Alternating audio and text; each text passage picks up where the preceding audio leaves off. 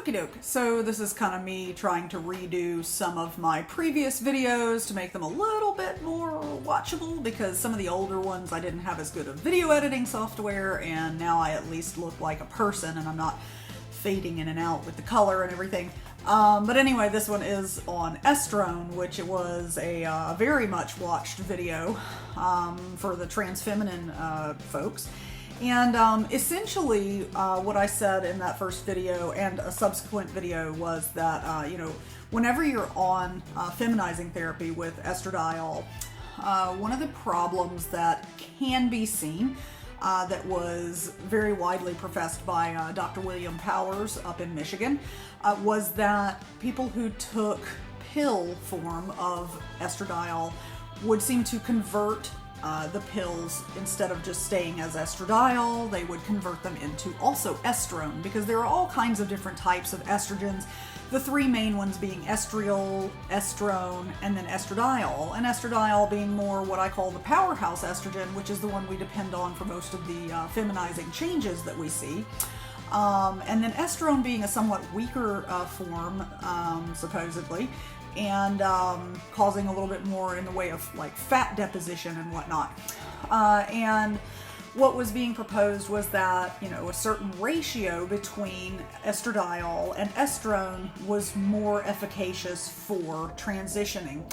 And I have seen this borne out a lot in my practice throughout the years since I made that video and since I had first been learning about trans medicine and everything. However, I have also seen individuals who seem to genetically be able to just push through that. They can have a particularly bad ratio between estradiol and estrone, where their estrone level is like astronomically high and the estradiol is either rather low or even within target range. Typically, what I would love in a perfect world is for the estradiol to be on about a 1-to-1 or a 1-to-2 ratio with estrone. However, commonly we will see that the pills do get converted into more estrone than patches, creams, and injections. And so you'll end up with a ratio of estradiol to estrone of like 1-to-5 or even 1-to-20. I've seen, it can be pretty crazy. I've seen people with an estrone level of, what was the highest one I saw? It was probably around like 13,000 at this point. But it's very common when someone is on pills to see it anywhere between 1,000 and 3,000, while their estradiol level is floating around between 100 and 300 or so. And so what does this really mean? I don't know that anyone 100% knows. I do think that this is another one of those things where it's like you need to put that in the back of your mind as a consideration for if a patient is having trouble with their transition. If you have someone that has perfect estradiol levels and their testosterone is wonderfully suppressed and they're doing all the right things essentially, and they still just don't seem to be going much of anywhere with their transition, especially if they're on pill therapy.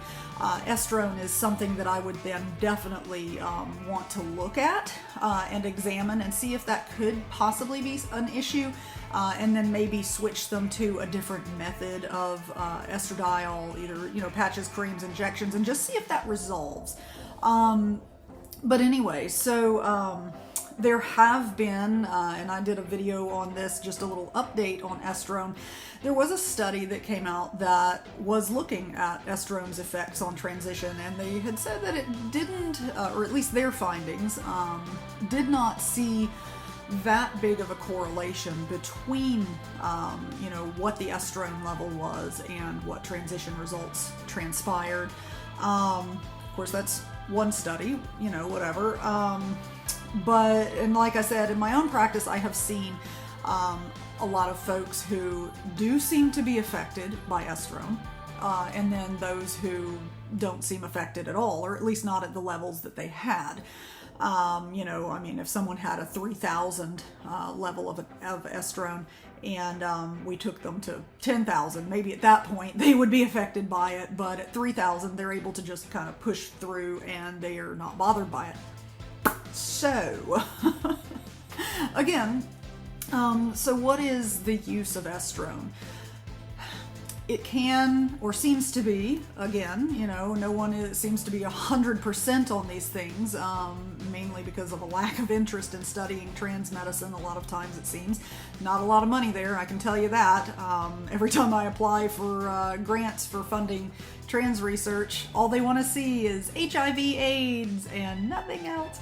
Anyways, so with regards to that, people do suppose that an elevated estrone level, or a very wide gap between what your estradiol and your estrone is, could be an indicator of potential inflammatory problems throughout the circulatory system, which could sort of point towards where that whole blood clot risk comes into play, where people are always worried about, well, does an estrogen therapy increase your chances of blood clots? And I mean, the short answer is it does, but not to the extent that people go nuts over and try to gatekeep people being on actual quality levels of estradiol.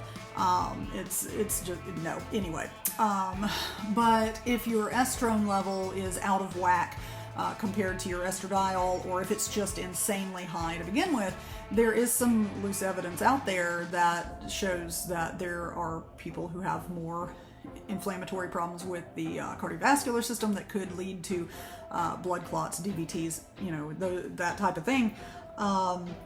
So it does bear looking at when it comes to maybe blood clot risk, especially in folks who have all the other risk factors added in there, like if you're a smoker, or you're a little bit fluffy, or sedentary, or you're now I'm 40 this year, so 40 and over, and especially like 50 and over, 60 and over, the higher in age you get, then the more potential risk you have for having one of these cardiovascular events / effects from estrogen therapy. And so I do think that estrone does warrant monitoring periodically, especially for those who are on pills. I rarely see it become any kind of an issue on anything else, estrogen therapy wise. Like I said, the whole, like the pellets that are implanted, the creams, the patches, the injections, like I've only had like a handful of people over the past few years that have had an estrone level where I was just like, how'd you get a high estrone level on this? And it may just be something genetically that they have in their body that predisposes them to convert a lot of the estradiol into estrone, no matter what they do.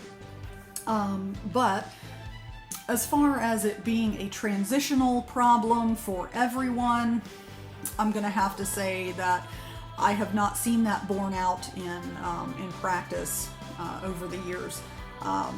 But it can be apparently a problem for some, because I will have some people who they hit 1 year on feminizing hormone therapy, and it's, they had just a little bit of, changes maybe in the first few months, and then it's like after that, we're just sitting still. And check their levels and everything and find out they do have an out of whack estrone level, and or they may have an out of whack sex hormone binding globulin or something like that. We do, if you're having problems with your transition, you do need more of a in-depth endocrine workup than just the basics of a T and an E level. But so that's my opinion then on estrone and its monitoring. I just had a few people write in to us about that, and if I had an update on my opinions and everything since that other study had come out and whatnot. And that's basically it. I do think it has its place for sure, because everyone has these hormones in them for a reason. But I don't think that it is as large of a problem as I once was believing it would be.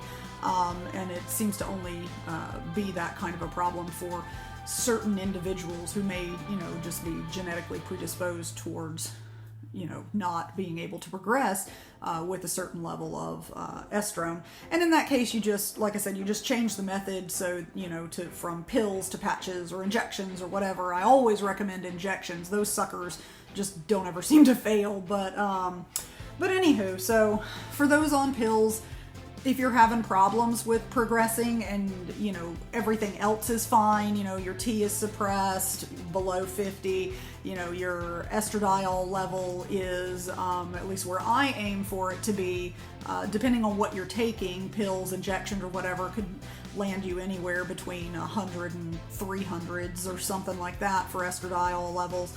But if you're doing all those things right and you're still having some issues here, I would recommend checking out an estrone level just to see, what's going on, if that could potentially be a problem. Who knows? Anyways, so thanks for the questions, everyone, and check you later. All right.